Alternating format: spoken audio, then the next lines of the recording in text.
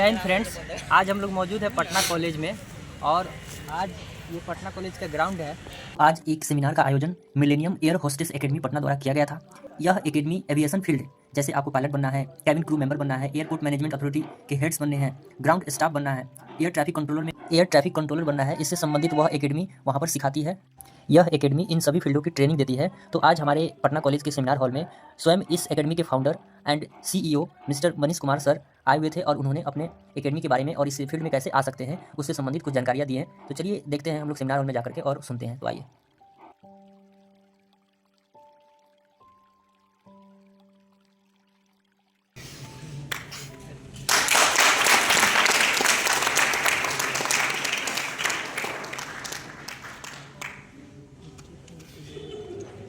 आदरणीय किरण मैम को मेरा प्रणाम, शुभ नमस्कार। मैडम का आशीर्वाद मुझे सदैव मिलता रहा है। मैं चाहती हूँ कि छात्रों की स्नातक की शिक्षा के साथ साथ उनको कहीं न कहीं एक जॉब निश्चित हो जाए, वो अपना खर्चा जेब खर्च वो खुद कमाने लगे और पढ़ाई के साथ साथ वो एक बेहतर विकल्प के रूप में एक जॉब अपने पास रखें, क्योंकि आपको ऊंचे पदों तक जाने के लिए भी किसी न किसी जॉब की आवश्यकता है। और आजकल का जो समय चल रहा है वो छात्र केवल बस अभिभावक के भेजे हुए खर्चे पर पढ़ाई कर रहे हैं, उससे नहीं चल पाएगा। आप दुकानों में, बाजारों में काम करना पड़ता है, तो दिन भर हम लोग काम करते हैं, रात में हम लोग पढ़ाई करते हैं। अब सोचिए कि आप उनसे बेहतर स्थिति में हैं कि नहीं, ये आप चिंतन कर सकते हैं कि आप उनसे बेहतर स्थिति में हैं। जब वो बच्चे दिन भर मेहनत करके रात में पढ़ाई कर सकते हैं, तो आप क्यों नहीं काम करते हुए भी आप पढ़ाई कर सकते हैं, पढ़ाई करते हुए भी आप काम कर सकते हैं। बिना काम किए हुए गुजारा नहीं है। तो वे उन बच्चों से मैं बहुत प्रेरित हुई कि नहीं, ये तो सही में हम लोग से ज्यादा मेहनत कर रहे हैं ये बच्चे। तो आपको ये अवसर इस कॉलेज में मिल रहा है, तो इसका लाभ उठाएं। और बहुत खुशी होती है, बच्चे अगर धैर्यपूर्वक इसका लाभ उठाते हैं, सुनते हैं, पंजीकृत होते हैं। मैं ईश्वर से प्रार्थना करती हूँ कि हमारे इस कॉलेज के छात्रों को भी फोन करके बुलाया जाए कि आपका सिलेक्शन हुआ है, आप आइए, आप ट्रेनिंग कीजिए। बहुत बहुत धन्यवाद। क्या है कि सारे लोग पढ़ाई कर रहे हैं, उसके बाद सब जो है कुछ न कुछ अपने लिए रोजगार ढूंढेंगे, राइट। और अभी जो है बहुत सारा ऐसा न्यूज, ऐसा बहुत सारा आपको सोशल मीडिया पे पोस्ट ऐसे मिलेंगे जहां पे जॉब की स्कार्सिटी जो है वो सिर्फ देखते हैं। लेकिन इसी बीच एक न्यूज अभी 2-3-4 दिनों से चल रही है। उसमें क्या है, किसी को मालूम है अभी इंडिगो का ये चल रहा है, प्रकरण चल रहा है, उसमें क्या है, कैसे बताता हूँ कि ये चल क्या रहा है। एक्चुअली एफडीटीआर जो है ना, ये पुराना रूल है, ठीक है। कभी भी जब से इंडस्ट्री शुरू हुई है एफडीटीआर तभी से, लेकिन अच्छे से लागू नहीं किया जा रहा था। एफडीटीआर क्या है मैं आपको थोड़ा बताता हूँ। एफडीटीआर का मतलब होता है फ्लाइट ड्यूटी टाइम लिमिटेशन। मतलब एक क्रू जो इन फ्लाइट काम करता है, 2 तरह के क्रू होते हैं, केबिन क्रू और कॉकपिट क्रू। मतलब केबिन क्रू मतलब एयर होस्टेस केबिन क्रू, और जो कॉकपिट क्रू है वो है पायलट, ठीक है। इन लोगों का टाइम का जो लिमिटेशन है वो बना हुआ है। तो एफडीटीआर जो है बहुत ज्यादा क्रॉस हो जाता था। कुछ कंपनी जो है वो इस चीज को लगभग हर क्रू के साथ वायलेट कर रही थी। अगर 8 घंटे की ड्यूटी है उसको 12 घंटे काम करना पड़ रहा है। पायलट्स का 4 घंटे का काम है, उसको 6 घंटे 8 घंटे काम करना पड़ रहा है। इस वजह से जितनी भी दुर्घटनाएं आप सुनेंगे ना, उसका मेजर रीजन जो है वो एफडीटीआर होता है, ठीक है। तो गवर्नमेंट ने एफडीटीआर बनाया हुआ तो था, लेकिन कोई भी कंपनी इसको पालन नहीं कर रही थी। तो आज से 6 महीने पहले गवर्नमेंट ने बोला अब आपको एफडीटीआर को स्ट्रिक्टली फॉलो करना पड़ेगा, ठीक है। ये नियम बना दिया 6 महीने पहले। तो सारी कंपनियों ने माना। अब एफडीटीआर करने के लिए क्या करना पड़ेगा, दिक्कत कहां पर आ रही थी मैं बताता हूं। ये इंडिगो कर क्या रही थी, इनके पास 434 विमान है आज के डेट में, 434, और इस हिसाब से ऑपरेशनल होने के लिए मिनिमम 20,000 केबिन क्रू चाहिए। 20,000 20,000, क्योंकि एक फ्लाइट को ऑपरेट करने के लिए अगर किसी कंपनी के पास एक फ्लाइट है उसको 50 केबिन क्रू चाहिए। इस हिसाब से लगभग 20,000 केबिन क्रू इनको चाहिए, लेकिन इनके पास केबिन क्रू है 10,000, ठीक है। तो अब ये मैनेज कैसे कर रहे थे, ये मैनेज ऐसे कर रहे थे कि एक क्रू से 12 घंटा काम करवा लिया, 2 क्रू से 24 घंटा, मतलब 2 क्रू से 3 लोगों का काम करवा रहे थे, मतलब 10,000 क्रू से 15,000 लोगों का काम करवा रहे थे और बहुत ज्यादा काम करवा रहे थे। इससे दुर्घटनाएं होती थी। तो ये कहीं ना कहीं गवर्नमेंट लेवल पे गया और उन्होंने बोला कि एफडीटीएल को टाइट कीजिए, आप 8 घंटे से ज्यादा किसी क्रू को फ्लाई नहीं करवा सकते और किसी भी कॉकपिट क्रू को जो है 4-6 घंटे से ज्यादा फ्लाई नहीं करवा सकते और नाइट लैंडिंग जो है 2 से ज्यादा पायलट से नहीं करवा सकते आप। एक तरफ अब मैं जोड़ता हूं इसको दूसरे कड़ी से, एक तरफ कहते हैं कि नौकरी नहीं है, दूसरे तरफ आप देखिए क्रू की आवश्यकता इतनी है। आप ये छोड़िए, ये तो इंटरव्यू का एक बात है, आप गूगल सर्च करना, बहुत बार ऐसा हुआ है एयर इंडिया को अपना फ्लाइट जो है कैंसिल करना पड़ा है। यूनाइटेड स्टेट्स ऑफ अमेरिका की आबादी जो है वो है 35 करोड़। आप अंदाजा लगा सकते हो वहां पे कितना एयरपोर्ट होगा? कोई अंदाजा लगा सकता है क्या? टोटल नंबर ऑफ एयरपोर्ट्स कितने होंगे? 200 2000। आप अभी गूगल करना, 20,000 एयरपोर्ट है यूएस में, 20,000 एयरपोर्ट है यूएस में सिर्फ 35 करोड़ की आबादी के लिए, और आपके पास कितना है? 150। वहां पे 20 कंपनी है और आपके पास 800 एयरक्राफ्ट है मात्र। ठीक है, तो मैं जो आपको बोल रहा हूं, ये जो आज सेमिनार में जितने लोग बैठे हुए हैं, आप एक नई जानकारी आज लेके जाएंगे। बहुत बड़ी अपॉर्चुनिटी एविएशन इंडस्ट्री में आपका इंतजार कर रही है। और चाहिए क्या? चाहिए आपको वही चीजें जो दूसरे सेक्टर्स में चाहिए। गवर्नमेंट सेक्टर में अगर छोड़ दे, गवर्नमेंट सेक्टर की अभी मैं थोड़ा उसमें भी डाटा में बात करूंगा आपसे, गवर्नमेंट सेक्टर को छोड़ दे तो बाकी आप कुछ भी करेंगे, जो स्किल्स आपको चाहिए वही स्किल आपको यहां भी चाहिए। ठीक है, अब हम कुछ जनरल बात करते हैं। आपको पता है कितने ग्रेजुएट्स हर साल हिंदुस्तान में पास आउट होते हैं? मैं बता रहा हूं आपको 1.2 CR ग्रेजुएट्स हर साल, मतलब लगभग 1.5 करोड़ के आसपास, 30 लाख और ऐड कर दें तो 1.5 करोड़ के आसपास जो ग्रेजुएट जो है हर साल हिंदुस्तान में पास आउट हो रहे हैं। लेकिन अगर नौकरी की बात किया जाए तो पता है कितने लोगों को मिलती है? सिर्फ 48% मिलती। एक बार क्या हुआ, 2 दोस्त, 2 मित्र, वो दोनों गए थाईलैंड घूमने के लिए। ठीक है, और उसके आसपास अपना जान पहचान का कोई नहीं था, ये 2 बस दोस्त थे। ये जब बीच पे, मतलब जो पटाया बीच वहां पे जब घूम रहा था तो इन्होंने देखा कि वहां पे जो खाने का सामान मिल रहा है, फ्रॉग फ्राई मिल रहा है। क्या? Frog fry Medak. तो इनको लगा कि यार ये लोग मतलब इसको कैसे खाते हैं, ये तो हमारे प्रैक्टिस में है नहीं। तो दूसरे दोस्त ने बोला ट्राई किया जाए क्या? फिर आसपास देखा, बोला अपने देखने वाला कोई है नहीं, हम ट्राई कर लेते हैं। तो उन्होंने वेटर को ऑर्डर किया और वो लेके आया, और उन्होंने जब उसको ट्राई किया उनको अच्छा, टेस्ट अच्छा, तो उन्होंने वेटर से पूछ दिया इसको बनाते कैसे हैं आप? अब आप रिलेट करना शुरू करें।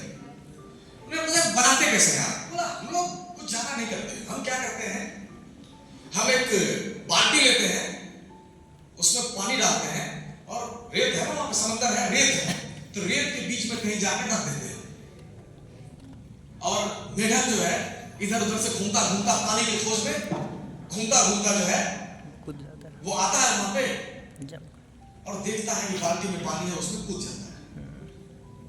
और इतने ट्रैवल करने के बाद जो उसको थोड़ा सा पानी मिलता है, वो उसमें एंजॉय करना शुरू करता है, घूमना शुरू करता है, मजा आता है। थोड़ी देर के बाद हम क्या करते हैं, उसको पानी वहां उठाते हैं, ले जाके अपने किचन में उसको गर्म करने के लिए डाल देते हैं। गर्म पानी थोड़ा गर्म होता है, लेकिन इतने मेहनत के बाद वो वहां पहुंचा था, उसको पता नहीं चलता कि पानी गर्म होता है, वो घूम रहा है, मजा आ रहा है।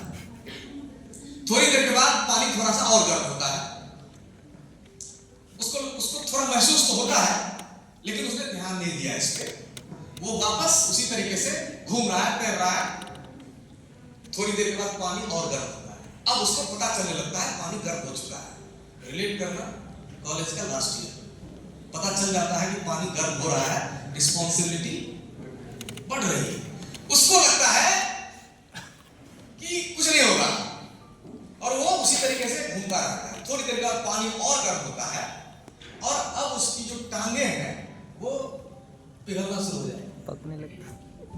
अब उसको मुश्किल दिक्कत होने लगती है, अब वो चाहता है कि किसी तरह यहां से निकले, लेकिन अब उसमें इतनी एनर्जी नहीं बचती है कि वो उसमें से निकल सकता है। थोड़ी देर बाद पानी और गर्म हो जाता है और वो अपने आप दम तोड़ देता है, और उसके बाद फिर हम उसको चीरते हैं और उसमें थोड़ा नमक डाल के आपको खाना लगता है। This is the process. यही होता है आपके साथ, हमारे साथ, यूथ के साथ यही होता है। जब वो स्कूल में होता है, उसको जिम्मेदारी नहीं होती उसके पास, उसको कहीं और से कोई उसका जिम्मेदारी वहन कर रहा होता है, उसको समझ मजा आता है, घूम रहा है, मस्ती कर रहा है। थोड़ी देर बाद कॉलेज में जब फर्स्ट ईयर में जब जाता है तो समझिए वो हीटर उसको डाला जाता है, उसको समझ में नहीं आता। अब कॉलेज, अब यहाँ पे आजादी और है, पानी मिला ना, आजादी और है, अब और मजा आ रहा है। थोड़े समय के बाद धीरे धीरे पानी गर्म होना शुरू होता है। First year, second year, third year cross हो गई, पानी बहुत ज्यादा गर्म हो जाता है, आप ग्रेजुएट हो जाते हैं। अब जो पापा आपको पॉकेट मनी दे रहे थे वो बोलते हैं निकलो, अब नहीं मिलेगा। अब पानी इतना ज्यादा गर्म हो जाता है कि कॉलेज में पढ़ाए नहीं, मजे ले रहे थे कॉलेज में, स्किल डेवलप किया नहीं, एआई सीखा नहीं, कम्युनिकेशन स्किल सीखा नहीं, राइटिंग स्किल सीखा नहीं, नेगोशिएशन स्किल सीखा नहीं, इंटरपर्सनल स्किल सीखा नहीं, सॉफ्ट स्किल सीखा नहीं, लीडरशिप स्किल सीखा नहीं। अब पानी बहुत ज्यादा गर्म हो जाता है। थोड़े दिन बाद देखता है ये निकम्मा है, इसका शादी नहीं करेंगे, ये बर्बाद हो जाएगा, उसका उससे शादी कर दिया, पानी पूरा गर्म हो चुका है, अब मामला खत्म। भाई साहब ये देखो, सुनने में थोड़ा सा मजा आया, अच्छा लगा, आपको स्टोरी रिलेट कर पाए, लेकिन एक्चुअल में इसी तरीके से यूथ के साथ होता है। तो अब इसमें मैं आपके लिए क्या मैसेज है कि दुनिया 2000 से 2025 में, इस 25 सालों में काफी ज्यादा बदल चुकी है। अगर आप अपने आप को अपग्रेड नहीं करेंगे, आप फंस जाएंगे, आप बिल्कुल फंस जाएंगे, दिक्कत हो जाएगी आपको। तो अब ये 2025 में क्या बदलाव हुआ है, अब क्या चीजें बदली है, अब क्या है, आप एक बात समझिए। गवर्नमेंट जॉब में जो आपका सक्सेस रेशियो है, परसेंटेज है, दैट इज 0.001%, मतलब 1000 बच्चा में से कोई एक बच्चा सिलेक्ट होगा, बाकी के 999। ऐसा नहीं है कि उसमें टैलेंट नहीं है, उसमें शक्ति नहीं है, उसमें पावर नहीं है, क्षमता नहीं है, सब कुछ है, लेकिन जगह कम होने की वजह से वो सेलेक्ट नहीं होगा। और दूसरी बार देगा, तीसरी बार देगा, चौथी बार देगा, अगर नसीब अच्छा रहा तो सिलेक्ट होकर ऊपर चला जाएगा, नहीं तो फिर दिक्कत हो जाएगी उसको। आपने देखा होगा, अपने आसपास ही देखा होगा, अपने फैमिली में ही देखा होगा, बहुत काबिल होने वाला कोई है कि नहीं, जिस काम के लिए मैं हायर करने वाला हूं वो काम पहले कहीं किया है नहीं किया। अगर वो मिला तो ठीक है, नहीं मिला तो मैं ये देखता हूं कि ये बच्चा, ये लड़का या ये लड़की स्कूल या कॉलेज में जब पढ़ रहा था, कौन कौन सा एक्टिविटी, कौन कौन सा इंटरेस्ट परस्यू कर रहा था। अगर वो भी नहीं दिखता तो उस चीज को सीधे हटा देता, क्योंकि हमारे गुरुजी ने हमको सिखाया है सही हायरिंग करना, 900 गलत हायरिंग, मतलब 900 लोगों को छाट देना, लेकिन गलत हायरिंग मत करना, सही हायरिंग करना, तभी ऑर्गेनाइजेशन ग्रो करेगा। तो हम दो ही तरीके से लोगों को हायर करते हैं, और सारी की सारी ऑर्गेनाइजेशन यही करती है। इनफैक्ट अगर आप किसी ऑर्गेनाइजेशन को चलाओगे तो आपके ऊपर में यही होगा, उन्हीं लोगों को आप लोगे जो उस काम को पहले से या तो जानता है, या अगर नहीं जानता है, फ्रेशर में आना चाहता है, तो उस काम से रिलेटेड चीजों में उसका इंटरेस्ट रहा हो है कि नहीं। तो जिन चीजों को आप इग्नोर करते हैं वो चीजें बहुत ज्यादा जरूरी है। हम कहते हैं कम्युनिकेशन स्किल सीखना है, इसके लिए हम स्पोकन क्लास रन कर लेते हैं, that is not the solution. Spoken English से मुझे उससे धरती में कोई मिले कि स्पोकन इंग्लिश क्लास ज्वाइन करके उसको इंग्लिश आती है, वो इंग्लिश फटाकेदार बोल लेता है, सवाल ही पैदा नहीं होता, नहीं हो सकता। वो ग्रामर सीख लेगा, एरर ढूंढ लेगा, लेकिन वो इंग्लिश कभी नहीं बोल सकता। कम्युनिकेशन स्किल का मतलब इंग्लिश स्पोकन नहीं होता है। अगर आप हिंदी में ढंग से बोलेंगे ना, आपका दिमाग बहुत ज्यादा है, आप जिस भी लैंग्वेज को परस्यू करना चाहते हैं वो भी अगर ढंग से बोलेंगे। कम्युनिकेशन का मतलब ये नहीं होता कि इंग्लिश में बोलना, कम्युनिकेशन का मतलब ये होता है कि आप जो चीजें सोचते हो उसको स्ट्रक्चर्ड वे में एज इट इज अगर सामने वाला तक पहुंचा दो, तब हुआ कि आप कम्युनिकेशन स्किल आपकी अच्छी है। ये इंडस्ट्री, इसमें क्या होता है, दो तीन चीजें होती है। यातायात का इंडस्ट्री है, राइट, जैसे पानी का यातायात है, सड़क का यातायात है, रेल है, आपका रेलवे है, उसी तरह एयरवेज है, राइट। तो एयरवेज जो है ये देखो 2022 में हिंदुस्तान को डेवलप नेशन बन जाना था, लेकिन नहीं बन पाया। अब जो टारगेट लिया गया है 2047 का लिया गया है, ठीक। तो 2047 तक जो है वो हिंदुस्तान को डेवलप्ड नेशन बन जाना है। और उसके लिए जो सबसे इंपॉर्टेंट एलिमेंट है वो है कि आपका ट्रांसपोर्ट जो है वो तेज होना चाहिए। जैसे 2000 का जब मुझे याद आता है 2000 या 1998 उस समय, अरे वो तो बहुत दूर की बात होगी, 2009 में मैं 9th क्लास में था, नवोदय विद्यालय में पढ़ता था and I was sent to Odisha. ठीक है, 1 साल के लिए हमको ओडिशा भेजा गया था। वो नंबर ऑफ एयरपोर्ट में बढ़ोतरी की जा रही है। आज के डेट में मैं आपको बता दूं, पहले बिहार में 2 एयरपोर्ट था, पटना और गया, उसके बाद दरभंगा ऑपरेशन हुआ, उसके बाद पूर्णिया ऑपरेशन हुआ, 4 एयरपोर्ट आज के डेट में। अगले 6 महीने में 2 नए एयरपोर्ट और ऑपरेशन हो जाएंगे, मुजफ्फरपुर और भागलपुर। और अगले 2 से 3 साल में और हार्डली 2030 तक में बिहार के अंदर 15 नए एयरपोर्ट बनेंगे, 15। आज के डेट में आपके पास 15 आईएसबीटी नहीं है, हमको लगता है 5 भी आईएसबीटी नहीं है। मतलब बस जो इंटर स्टेट बस ट्रांसपोर्ट जो है वो आपके पास भी नहीं है। आने वाले 5 साल में आपके पास 15 एयरपोर्ट होंगे, 15 एयरपोर्ट्स। ये पहले हमको भी सुन के अजीब लगता था, लेकिन काम शुरू हो गया, फंड पास हो गया, आपका बिहटा बन रहा है, इधर सारण बन रहा है, पटना आपका है ही, उसके बाद मुजफ्फरपुर और भागलपुर ऑपरेशन होने वाला है। पूर्णिया जो हमने कभी नहीं सोचा, पूर्णिया में भी एयरपोर्ट बन जाएगा, हम वहां के बगल के डिस्ट्रिक्ट के हैं, पूर्णिया में एयरपोर्ट ऑपरेशन हो चुका है।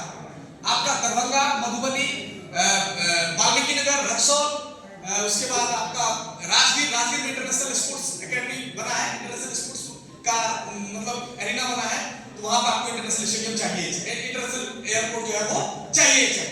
कुल मिला के बिहार में 15 से ज्यादा एयरपोर्ट बनने वाले हैं। और टोटल अगर पूरे हिंदुस्तान की बात करें तो 400 प्लस एयरपोर्ट आपके बनने वाले हैं। और टोटल जो जहाज की संख्या है, एयरक्राफ्ट की संख्या है, वो अगले 5 साल में जो आज आपकी 800 है वो 4000 क्रॉस कर जाएगा। अब बोलेंगे 4000 कैसे क्रॉस कर जाएगा? सर ध्यान देना जरूरी है। तो 800 से 4000 कैसे? आप जाओ आज गूगल करना, कौन सी कंपनी ने कितना एयरक्राफ्ट का ऑर्डर प्लेस किया हुआ है। एयर इंडिया ने लगभग 1500-1700 एयरक्राफ्ट ऑर्डर प्लेस किया हुआ है टोटल मिला के, वाइड बॉडी और नैरो बॉडी। सेम इंडिगो ने भी 1500-1700 एयरक्राफ्ट ऑर्डर किया हुआ है।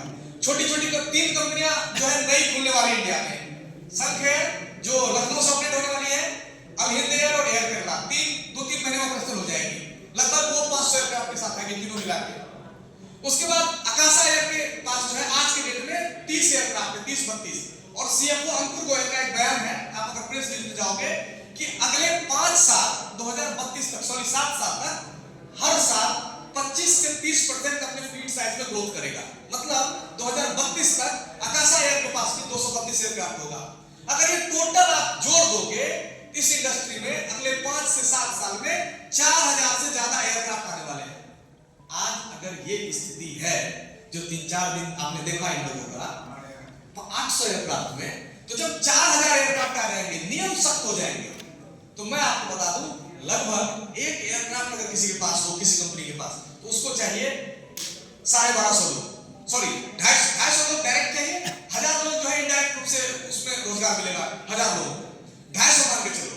जब 4000 एयरक्राफ्ट हो जाएंगे तो लगभग 8-9 लाख जो है जॉब डायरेक्ट क्रिएट होगा ग्राउंड ऑपरेशंस में और केबिन क्रू में, राइट। उसके बाद 400 से ज्यादा एयरपोर्ट आपके बनने वाले हैं अगले 5 साल में। तो आप ये समझ के देखिए, बनना चाहते हो, हम केबिन क्रू के बारे में बता देते हैं आपको। केबिन क्रू एयर होस्टेस एक बहुत बड़ी गलतफहमी है कि लड़कियां सिर्फ जाती है, ऐसा कुछ नहीं है, लड़के भी जाते हैं। दुनिया भर में सिर्फ इंडिगो एक ऐसी कंपनी है, दुनिया भर में सिर्फ इंडिगो एक ऐसी कंपनी है जो सिर्फ लड़कियों को हायर करता है, बाकी सारी कंपनी लड़कों को भी हायर करती है। ठीक है, आप किसी भी फ्लाई करोगे किसी भी कंपनी में, कई कंपनियां तो ऐसी हैं, एक बार मैं जा रहा था अजरबैजान बाकू एक अवार्ड फंक्शन के लिए, तो उसमें सारे के सारे क्रू लड़के ही थे। ठीक है, इंटरनेशनल बहुत सारी ऐसी कंपनी जो सिर्फ लड़कों को रखती है। इवन बोइंग का रूल है, बोइंग जो कंपनी होती है उसका रूल है कि अगर वो कंपनी आप ऑपरेट करोगे तो उसमें 2 मेल क्रू तो चाहिए, नहीं तो आपको लाइसेंस ही नहीं मिलेगा फ्लाई करने का। तो लड़कों के लिए बहुत बड़ी अपॉर्चुनिटी है। आप ये मत समझना कि लड़कों के लिए अपॉर्चुनिटी नहीं है। अब हम एलिजिबिलिटी क्राइटेरिया की बात करते हैं कि अगर इसमें जाना है आपको तो एलिजिबिलिटी क्या क्या है। अगर लड़की है, डोमेस्टिक पे जाना चाहती है, मिनिमम हाइट होना चाहिए 5'1", 155 सेंटीमीटर। अगर लड़का है तो उसकी हाइट होनी चाहिए 5'7", 167 सेंटीमीटर से 170 सेंटीमीटर हाइट चाहिए। अगर आप इंटरनेशनल जाना चाहते हो तो अगर आप फीमेल कैंडिडेट हो तो आपकी हाइट होनी चाहिए 5'3", 160 सेंटीमीटर। और अगर आप लड़के हैं तो आपकी हाइट वही 170 सेंटीमीटर होनी चाहिए। अब हम बात करते हैं सैलरी की। सैलरी क्या मिलती है केबिन क्रू में? अगर डोमेस्टिक कंपनियों में काम करोगे, हिंदुस्तान की कंपनियों में काम करोगे, शुरुआती सैलरी आपकी होगी 50 से 70 हजार, जो आपकी 1.5 से 2 लाख रुपए तक जाएगी अगले 5-7 सालों में। ठीक है? लेकिन अगर आप इंटरनेशनल ज्वाइन करोगे तो मामला एकदम से बदल जाएगा। शुरुआती हेलो अगर आप इंटरनेशनल कंपनी में जाओगे तो आपकी शुरुआती सैलरी जो होगी वो होगी 3 लाख के आसपास। 3 लाख के आसपास सैलरी भी होगी, साथ में आपको एकोमोडेशन, बिजली और पानी भी फ्री मिलेगा आपको। ठीक है? एकोमोडेशन मतलब 2 BHK 3 BHK फ्लैट्स मिलेंगे आपको, उसमें 2 से 3 लोग, जो आप जितने रूम्स होंगे उतने लोग रहेंगे आपके। टेस्ट मटेरियल्स मिल जाएगा। मैंने उसका एक कोर्स बना दिया। अभी लोग कितना है देखो, यहीं पे है खेल, चक्कर यहीं पे है। आपने IQ के बारे में सुना है लेकिन EQ के बारे में आपने नहीं सुना है। IQ इंटेलिजेंस चेक करता है, EQ जो है इमोशनल लेवल चेक करता है। इमोशनल लेवल आपका क्या है, इमोशनल कितना बैलेंस हो, इम्बैलेंस्ड हो, स्टेबल हो, कितना हो, वो होता है EQ। EQ पे कोई ध्यान नहीं देता। आपको अभी एक बात बताऊंगा, आप अच्छे से पढ़ जाओगे। IQ का आपके सफलता में कितना रोल होता है? क्या लगता है आपको? जो लगता है 80% रोल प्ले करता है EQ, इमोशनल पर्सन, जिसको आप जानते ही नहीं हो। अभी मैं इसको एग्जांपल से प्रूव कर देता हूं। सारे लोग यंग हैं, मैं आप ही की तरह का एग्जांपल दूंगा। मान लो हमने किसी इंटरव्यू की तैयारी की, जोरदार तैयारी की, कंपनी के बारे में सारा कुछ पढ़ गए, जो मेरा फोटे था, जो मेरा डिपार्टमेंट था, उसके बारे में सब कुछ पढ़ गए। मजे से, मतलब जबरदस्त तैयारी हमने किया। आज इंटरव्यू होना है। सुबह सुबह उठे, कपड़े आयरन किए, नए कपड़े वो निकाले हमने, अच्छे से नहाया, पूजा किया और निकल गए इंटरव्यू पूरे जोश और जुनून के साथ। ध्यान देना, इसको मुझे बताया और पता चला मेरा एक काफी अजीज दोस्त है, उसका एक्सीडेंट हो गया। सच बताओ, इंटरव्यू कैसा जाएगा? क्या लगता है? अच्छा जाएगा क्या? अच्छा नहीं जाएगा। क्यों? आपने तो सारी तैयारी कर ली थी। IQ जो मजबूत था, IQ ने तो सारा काम आपने कर लिया था, लेकिन इमोशनली टूट गए, नहीं हुआ। अब चलते इसके विपरीत, हमने तैयारी नहीं की। मेरा एक दोस्त है, अच्छा आने वाला तो आया नहीं, कल उसका BPSC का इंटरव्यू था, अगले उस शाम मेरे साथ मरीन ड्राइव पे घूम रहा था। ठीक है? बहुत अच्छा, तैयारी इतनी की, कॉन्फिडेंस इतना है कि मतलब इंटरव्यू में मामला खत्म कर देंगे, डन है, सब कुछ डन है। नहीं किया, तैयारी नहीं किया। दूसरा तरीका था, तैयारी कुछ नहीं की, मजा, मतलब परेशान है, दिक्कत हो गया, कुछ प्रॉब्लम हो गया, हमने तैयारी नहीं की। लेकिन जब इंटरव्यू था ना, उससे 10 मिनट पहले एक न्यूज आया, बड़े भैया की नौकरी लग गई है और वो जज बन गए हैं। इमोशनल क्या हो गया हमारा? EQ क्या हो गया? हाई हो गया। अच्छा, 2 क्वेश्चन का जवाब एक्स्ट्रा हो जाएगा, नहीं हो जाएगा? आप एक बार रिलेट करके बोलो ना।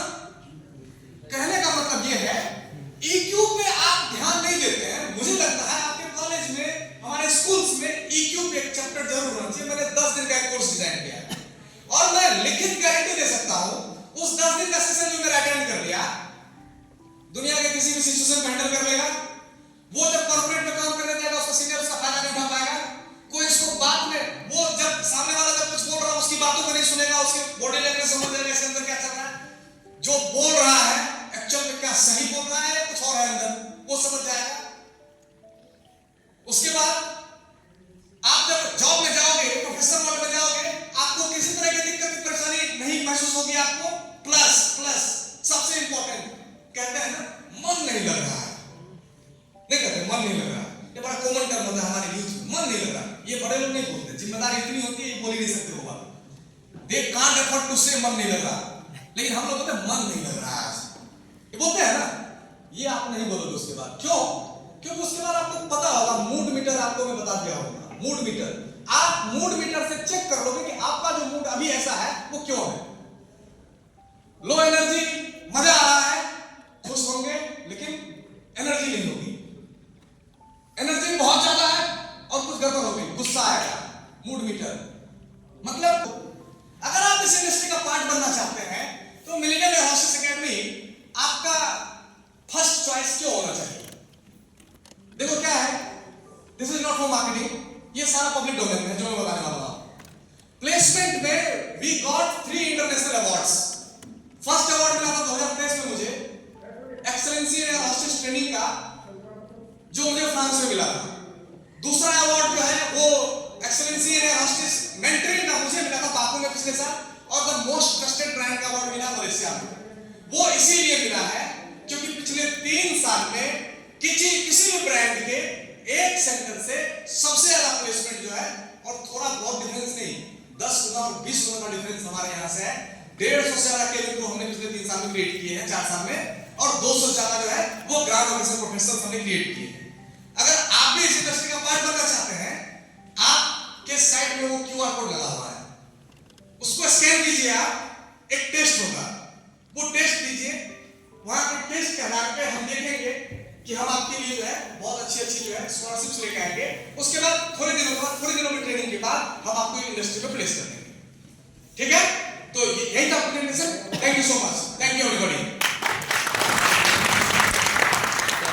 किसी को पूछना हो पूछ सकते हैं आप। तो आखिरी में जब सेमिनार का समापन हुआ तो कुछ अल्प आहार की व्यवस्था की गई थी। तो हम लोगों ने सभी ने मिल करके समोसा खाया और उसके बाद एक फॉर्म दिया गया था भरने के लिए, तो उस फॉर्म को भर करके जमा करके उसके बाद हम लोग चले आए।